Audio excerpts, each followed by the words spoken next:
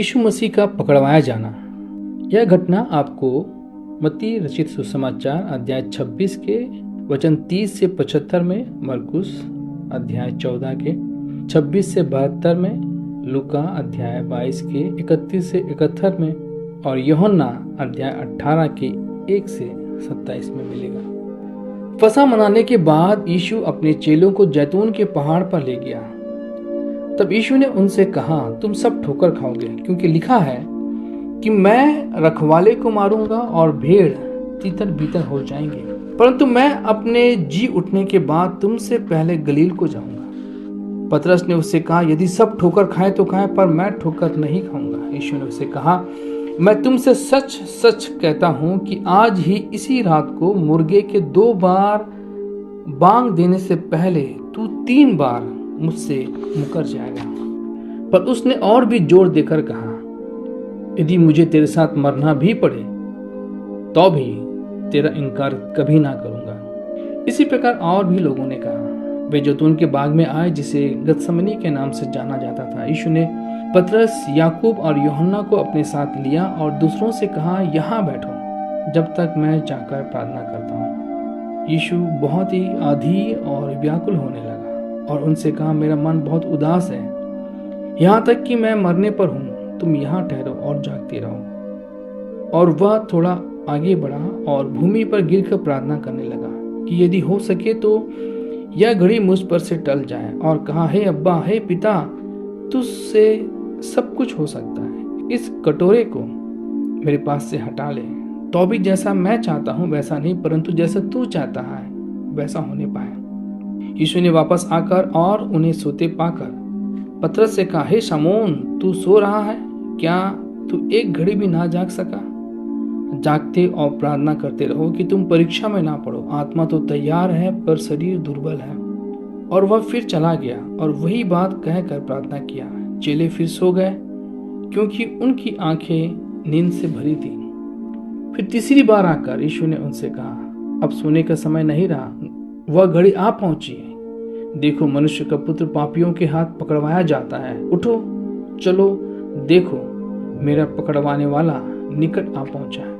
वह यह कह ही रहा था कि यहूदा, जो 12 में से एक था, अपने साथ महायाजकों और शास्त्रियों और पुरनियों की एक बड़ी भीड़ लेकर तलवारें और लाठियां लिए हुए तुरंत पहुंचा। और उसके पकड़वाने वाले ने उन्हें यह बताया था कि जिसको मैं चूमूं वही है। तब उन्होंने यीशु पर हाथ डालकर उसे पकड़ लिया। उनमें से पतरस ने तलवार खींचकर महायाजक के दास पर चलाई और उसका कान उड़ा दिया। लेकिन यीशु ने उससे तलवार फेंकने को कहा। इस पर यीशु ने कहा, अब बस करो, और उसका कान छूकर उसे अच्छा किया। फिर वे उसे पकड़कर ले चले और महायाजक के घर में लाए, और सारे चेले भाग गए। पतरस और यूहन्ना दूर ही दूर उसके पीछे पीछे चलते रहे। पतरस दूर ही दूर से उसके पीछे पीछे महायाजक के आंगन के भीतर तक गया और प्यादों के साथ बैठकर आग तापने लगा। महायाजक और सारी महासभा यीशु के मार डालने के लिए उसके विरोध में गवाह की खोज में थे, पर कोई नहीं मिला, क्योंकि बहुतेरे उसके विरोध में झूठी गवाही दे रहे थे, पर उनकी गवाही एक जैसी नहीं थी। तब कितनों ने उठकर उस पर यह झूठी गवाही दी कि हमने इसे यह कहते सुना है कि मैं इस हाथ के बनाए हुए मंदिर को ढा दूंगा और 3 दिन में दूसरा बनाऊंगा, जो हाथ से ना बना हो।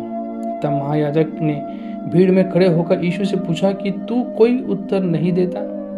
ये लोग तेरे विरोध में क्या गवाही देते हैं? परंतु वह मौन खड़ा रहा। महायाजक ने उससे फिर पूछा, क्या तू परमेश्वर का पुत्र मसीह है? यीशु ने कहा, हाँ, मैं हूँ। और तुम मनुष्य के पुत्र को सर्वशक्तिमान की दाहिनी ओर बैठे और आकाश के बादलों पर आते देखोगे।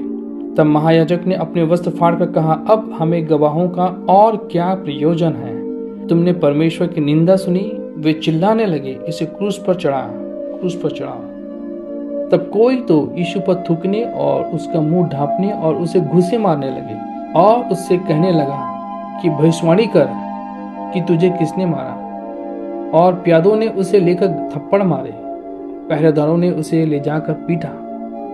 जब पतरस नीचे आंगन में था तो महायाजक की दासियों में से एक वहां आई और पतरस को आग तापते देखकर उस पर टकटकी लगाकर देखा और कहने लगी, तू भी तो उस नासरी यीशु के साथ था। पतरस मुकर गया और कहा कि मैं तो नहीं जानता और नहीं समझता कि तू क्या कह रही है।